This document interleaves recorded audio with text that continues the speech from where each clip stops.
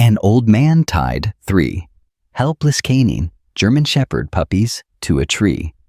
Then a soldier did something unthinkable. They were left to die. 3 German Shepherd puppies, barely old enough to walk, tied to a tree with a thin rope, abandoned under the scorching sun. No food, no water, no hope. People passed by. Some looked, some shook their heads, but no one stopped.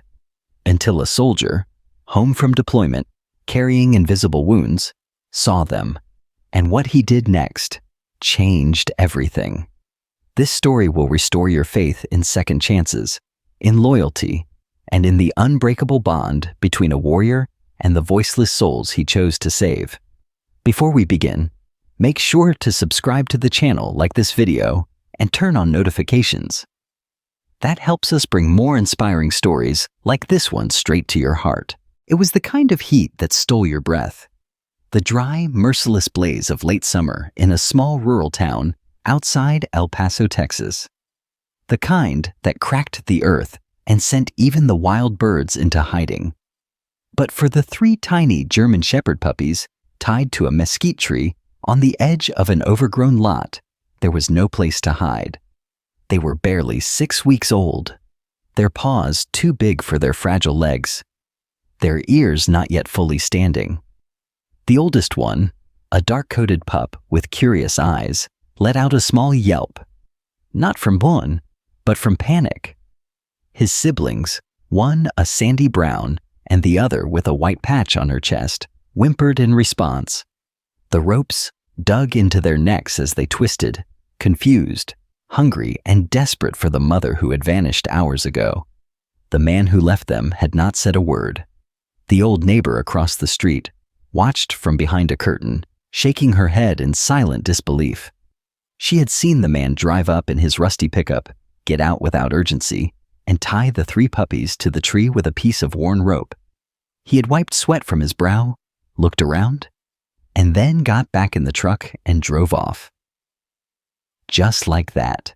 She had called the local animal control, but no one answered.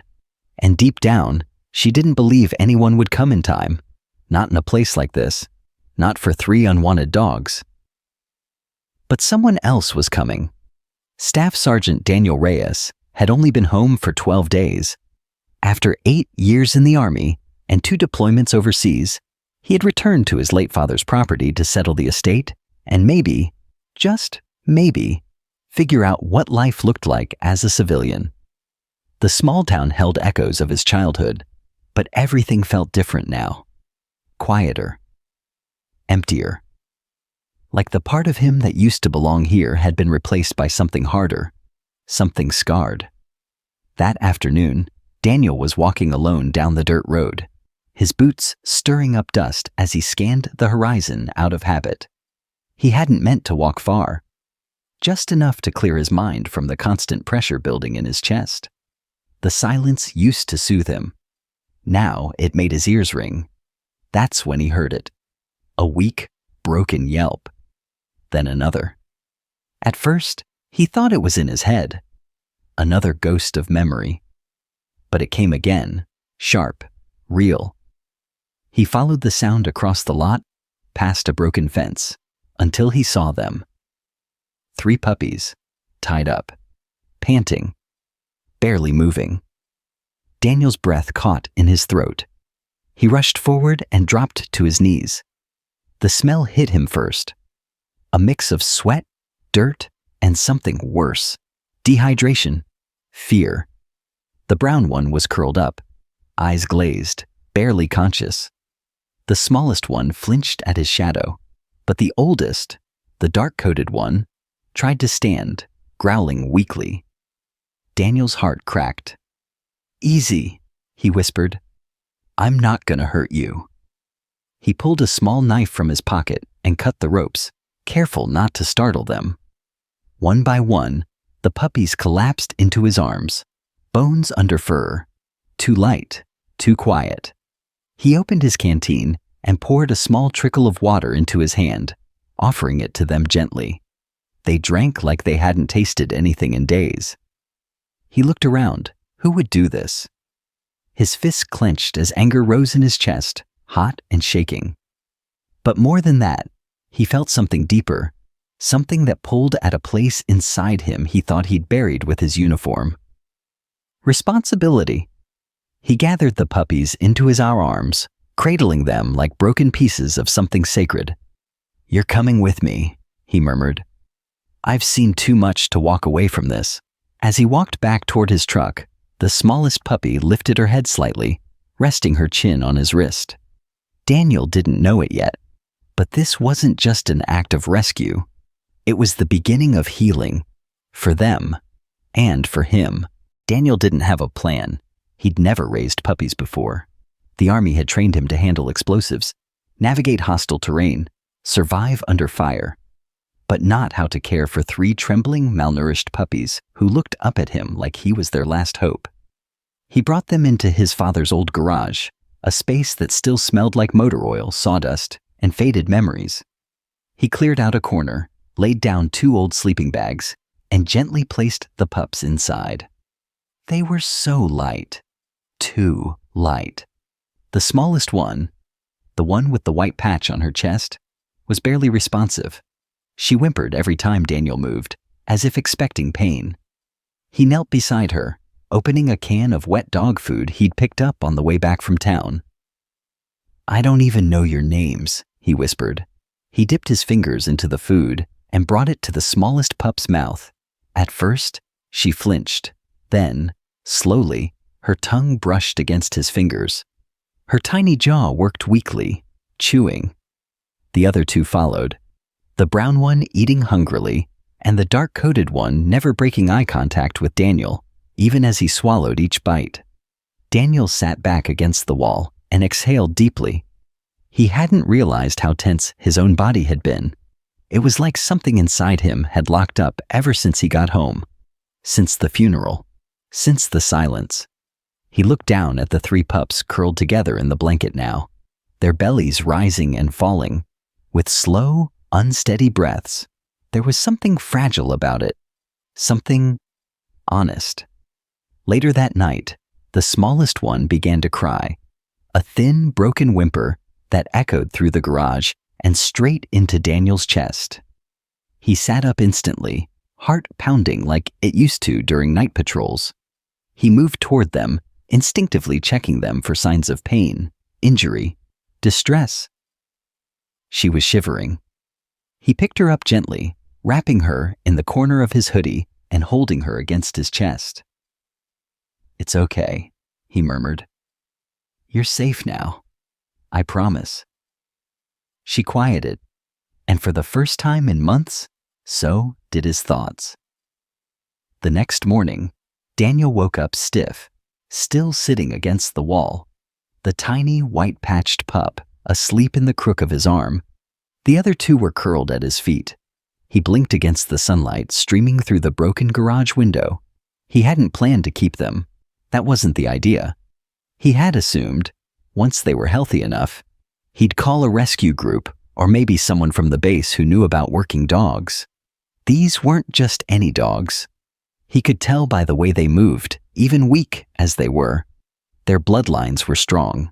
These were canine, bred German shepherds, likely from a litter meant for police or military work.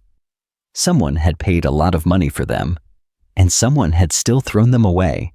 He couldn't understand it. Later that afternoon, Daniel brought the puppies into the house for the first time. The place had been empty since his father passed. Dust-covered furniture, old coffee cups still on the counter. Unopened mail piled high. It had never really been a home since Daniel's mother died years ago. His father had grown cold, hard, like Daniel had over time. But as the pups explored the living room, tripping over their own paws, sniffing the legs of the table, and barking softly at their reflections in the fireplace glass, something began to shift. They brought warmth, noise, life. Daniel found himself laughing, an actual laugh, full and surprised, when the brown one ran full speed into a laundry basket and flipped over. The dark-coated one barked in protest, then came to sit beside Daniel, tail wagging. eyes sharp and full of something that felt eerily familiar. Focus. Loyalty. Daniel reached down and stroked the pup's head. "You're trouble, aren't you?" he said. "But you've got fight. I like that." He hadn't realized how empty he was until something filled the space. And it wasn't just the puppies who were healing. Something in him, something broken and buried, had started to stir. A beginning. For all of them. 3 days had passed since Daniel brought the puppies into his father's house, and already it felt like something was shifting. Not just in them, but in him. The smallest pup, whom he'd started calling Luna because of the white crescent patch on her chest, was finally eating without hesitation. The brown one, Rusty, followed him around everywhere, clumsy and loyal. And the dark one, bold, alert, almost too intelligent, had become Axel. Axel watched Daniel the way a soldier watches a commanding officer. With patience, awareness, and quiet expectation. That pup wasn't just smart. He was special. That morning, Daniel sat on the porch, sipping black coffee, while the 3 pups explored the yard. He had started building a little enclosure using leftover wood from the shed, something to keep them safe from the coyotes at night. He caught himself humming as he worked, something he hadn't done since before the war. Then a car slowed down on the dirt road. Daniel tensed instantly, instincts kicking in. The old black sedan came to a stop right across from the driveway. The engine idled for a moment before the tinted window rolled down. A man leaned out, mid-60s, sharp eyes. Hat pulled low. "You Reyes?" the man called out. Daniel stood, coffee mug still in hand. "Who's asking?" The man didn't smile. "Name's Griggs. You got some dogs here?" Daniel didn't answer.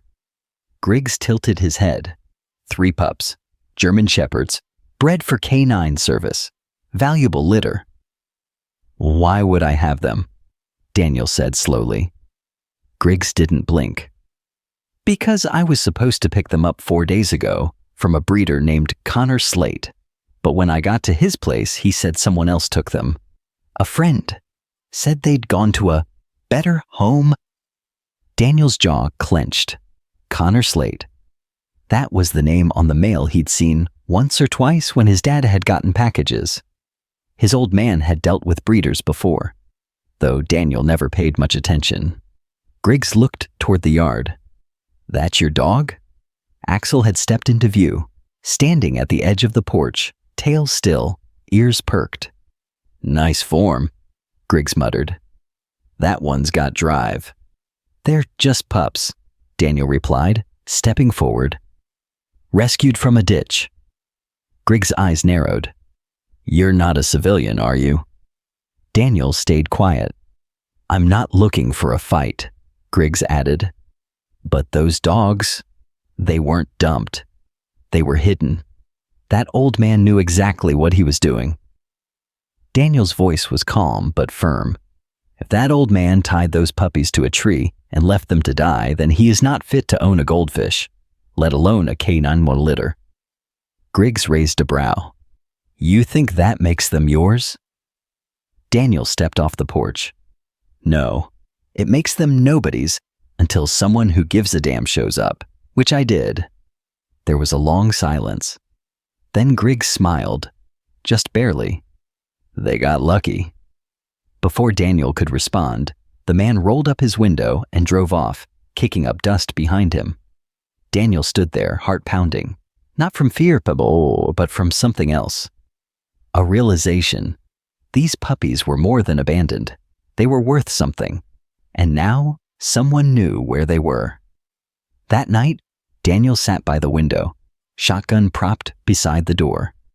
The pups were asleep in their crate, peaceful, unaware. But Daniel didn't sleep. His mind raced with questions. Why would anyone want to hide them? Why leave them to die? And why did Axel, the pup with the intense stare and military focus, look at him like he understood more than a dog should? The next morning, Daniel found a file in one of his father's locked drawers. Inside were documents, contracts, breeding certifications. One name came up again and again: K9 Elite Tactical Training Program, San Antonio Division. And under a picture of a German Shepherd that looked exactly like Axel were the words, Sire, Maximus. Deceased in service, KIA. Daniel stared at it. Suddenly, it made sense. These weren't just dogs, they were legacies. By the end of the week, the pups had found their rhythm, and so had Daniel. They knew the sound of his boots on the floorboards. They knew when it was time for food, time for rest, and time to play. But more than that, something deeper was forming. A connection built on more than routine.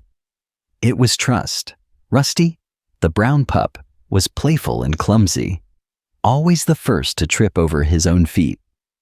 Luna, sweet and timid, would follow Daniel around like a shadow, resting her head on his lap whenever he sat still long enough. But Axel was different. Axel didn't just follow commands. He studied them. Daniel hadn't meant to start training them. Not really. But old habits are hard to kill. He'd toss a tennis ball, and Axel would retrieve it with perfect focus. He'd make a sharp whistle, and Axel would stop, turn, and sit at attention like he'd done it 100 times before. It wasn't normal puppy behavior. Not at all. That morning, Daniel decided to test a theory. In the backyard, under the wide stretch of blue sky, he set up a mock course using empty barrels, trash cans, and old boxes. Nothing fancy, just something to see how the pups would respond. Rusty got distracted by a butterfly before the second turn.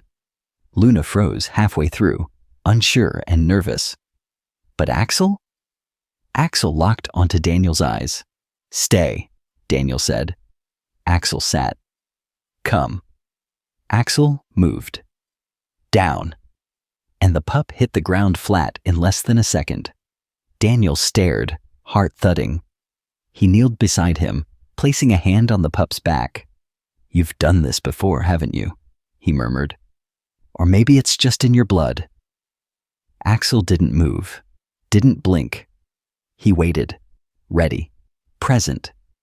Daniel felt something he hadn't in years. Purpose. Inside, later that day, he opened the file again. He traced the name of the sire, Maximus, a top-performing war dog who had saved 3 soldiers during an ambush in Syria before being killed in the line of duty. And now, his son was sleeping under Daniel's roof. Suddenly, it all made sense. The intelligence, the discipline, the fire in Axel's eyes. These pups had been bred for service, and someone had tried to erase them. That night, Daniel couldn't sleep. He paced the hallway, mind racing. Why had Connor Slate, the breeder, let them go? Why tie them up instead of calling the program? Was he hiding something? His thoughts were interrupted by a sound outside. A thud. Then another. Daniel froze. He moved to the window and saw the movement near the shed. A shadow. A figure. Someone was on the property. He didn't hesitate. He grabbed the shotgun, opened the door, and stepped onto the porch with trained silence. Moonlight lit the gravel driveway. There, near the tool shed, a man crouched, flashlight in hand, looking around. "Hey!" Daniel barked. The man froze, then bolted. Daniel didn't fire. But Axel did something even more shocking. The pup had run out ahead of him, barking with a deep, commanding tone no puppy should have had. He moved fast, faster than his siblings, faster than Daniel expected, and positioned himself between Daniel and the intruder's escape path. The man tripped in surprise, landing hard in the dirt before scrambling back into his car and peeling away down the road. Daniel scooped up Axel, heart pounding. "You just held a perimeter," he whispered, stunned. "You weren't scared. You were protecting." Axel licked his chin once and then rested calmly in his arms. That was the moment Daniel knew. This wasn't just a pet. This was a partner. The next morning, he made a decision.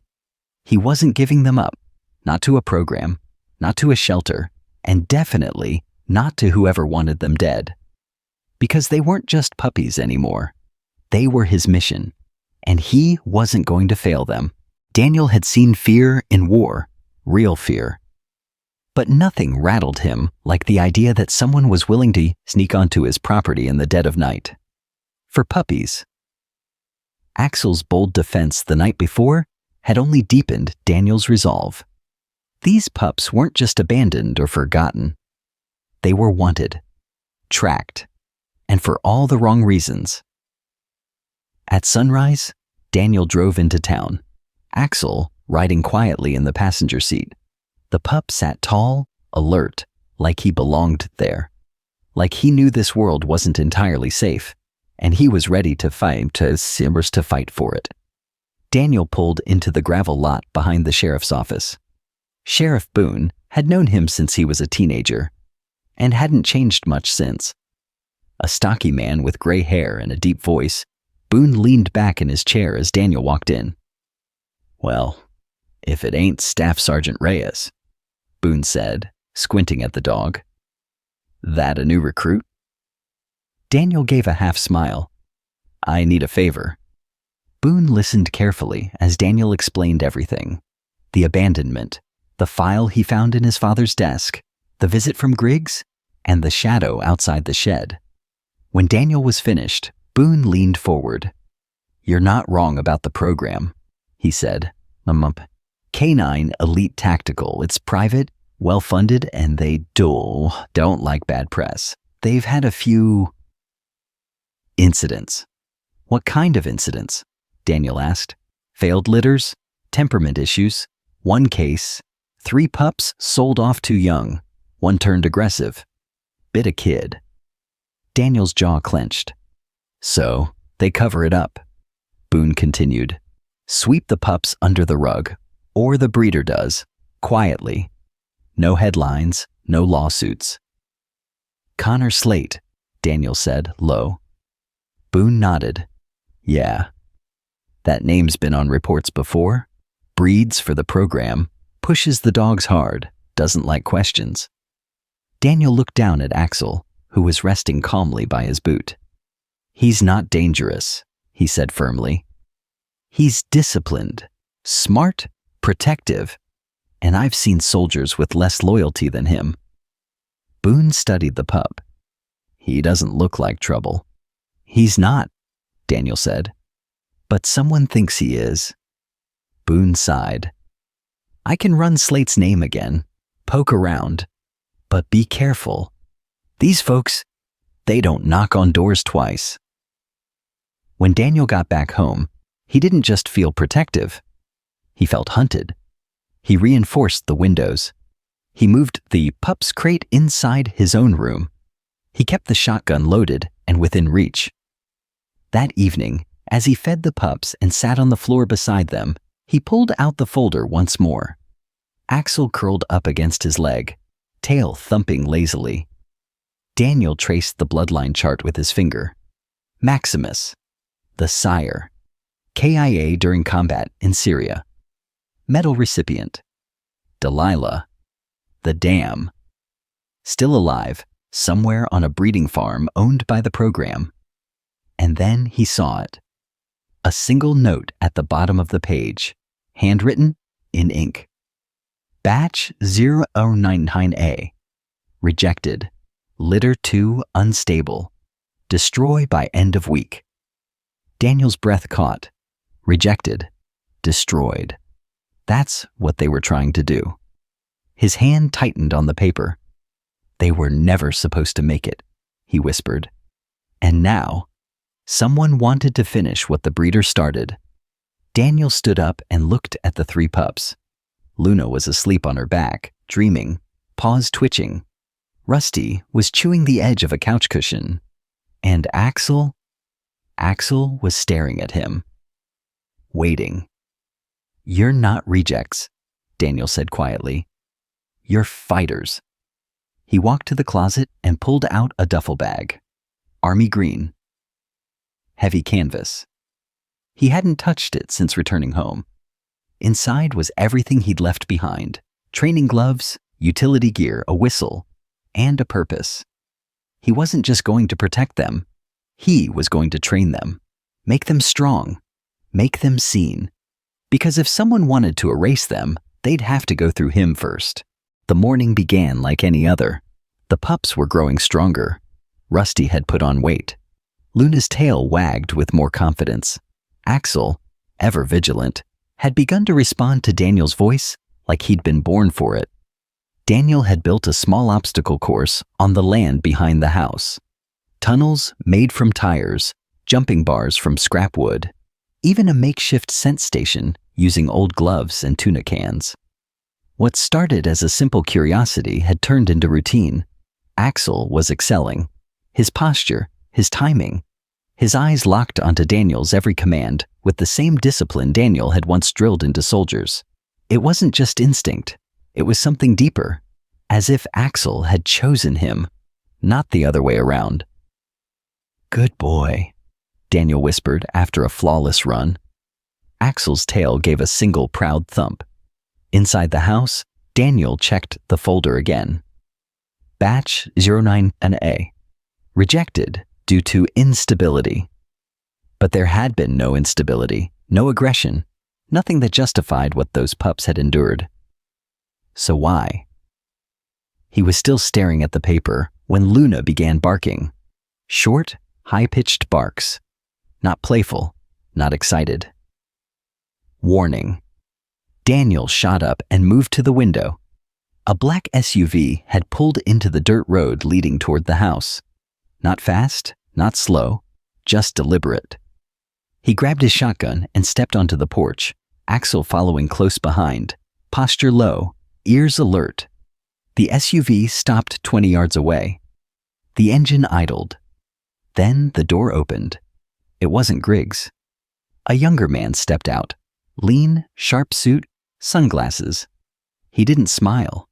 He didn't call out. He simply stood beside the vehicle, hands in his pockets, eyes hidden behind the dark lenses. Daniel called out, "Can I help you?" The man tilted his head. "Mr. Reyes, I believe you have something that doesn't belong to you." Daniel didn't flinch. "You've got the wrong house." "I don't think so," the man replied. "You're in possession of 3 classified breed German Shepherds, property of the K9 Elite Tactical Training Program. I'm here to collect them." "Property?"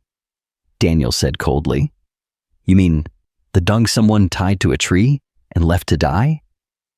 "They were scheduled for removal," the man said calmly. "It was a decision made by our director. You shouldn't have interfered. You tried to kill them." "We were correcting a mistake." Daniel's knuckles whitened on the shotgun. "They're not mistakes." Behind him, Axel stood at attention, growling low in his throat. The man gave a small nod toward the SUV. The back door opened. Another figure stepped out, this time holding a black case, the kind used for tranquilizers. Not bullets, but the message was the same. They were here to take the pups. Alive if possible, by force if necessary. "I'm only going to say this once," Daniel said. "Get off my land." The suited man took a slow step forward. "You were a soldier, Reyes. You know how this works. Orders are orders. You think you're protecting them, but you're just delaying the inevitable." Daniel raised the shotgun an inch. "I'm not delaying anything. I'm stopping it." The man hesitated, looked at Axel. "He's already bonding," he muttered. "Unbelievable." And then he nodded to his partner. The man with the case began moving toward the house. Daniel didn't fire, not yet. Instead, Axel lunged. Like a flash of blackened muscle, He cut the space between them in seconds, placing himself directly in the man's path and barking with such ferocity that the man froze in place. The bark echoed off the hills. Luna and Rusty joined in, smaller but just as determined. They surrounded the intruder, growling, forming a living wall between danger and home. The man holding the case backed off slowly. The leader looked at Daniel one last time, then stepped back into the SUV without another word. The vehicle reversed, kicked up dust, and vanished down the road. Daniel's heart pounded. He knelt beside Axel and placed both hands on the dog's face. "You chose to protect them," he whispered, "just like me." That night, Daniel locked every door, but for the first time, he didn't feel alone, because this wasn't just about saving puppies anymore. This was about standing up to something bigger, and for the first time in a long time, Daniel Reyes had something to fight for, and someone willing to fight beside him. No more cars came, no more threats, just silence. But Daniel knew it wasn't over, so he gathered everything, the files, the proof, the photos, and handed it all to Sheriff Boone. The investigation began. Weeks later, the K9 Elite Tactical Program was exposed. Connor Slate was arrested. Justice was finally served. And the puppies? They stayed. Rusty was paired with a young boy on the autism spectrum. Luna was adopted by a retired military widow who said she hadn't smiled in years. Until Luna. And Axel? Axel never left Daniel's side. Together they trained. Together they healed. Now they visited schools, veterans centers, and local shelters, reminding everyone that even the rejected deserve a second chance. When Daniel looked at Axel now, he didn't see a dog. He saw redemption.